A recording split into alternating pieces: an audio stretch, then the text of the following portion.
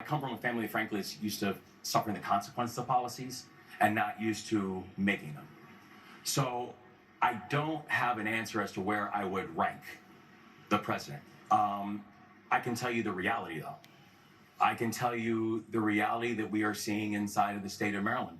And it's troubling that we have seen that over the past year, we have seen how beef is now up 19%, that energy is up 13%. And that's not in Maryland, that's around the country. We have seen an administration that is choosing to use the Constitution like it's a suggestion box. That we are watching how basic civil liberties are being trampled on. And so when I think about the legacy of this president and this vice president, honestly, I do not think history is going to remember them very well.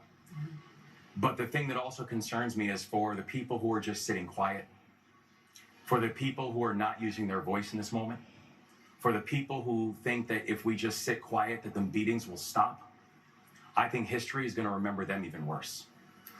Well, let's talk about what's happening in this country. The president is set to welcome the National Governors Association, that's a bipartisan group, to the White House. And I know that you are vice chair of that group.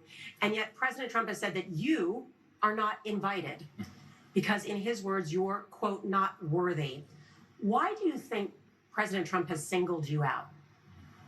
Well, I can't speak to the president's heart. I can speak to his actions. And I do want to be clear to the president respectfully. You do not determine my worthiness. God determines my worthiness. The people of Maryland determine my worthiness. They are who I answer to, not him. And I've been very clear with the people of my state that I will work with anyone, but I will bow down to no one. And I think the president has a problem with that. And so I will work with cabinet secretaries and agency heads. I will work with anybody if it means that they're going to advance the issues for the people of Maryland. And especially if it's going to help to address some of the issues that I think are being inspired by the policies of the Trump-Vance administration.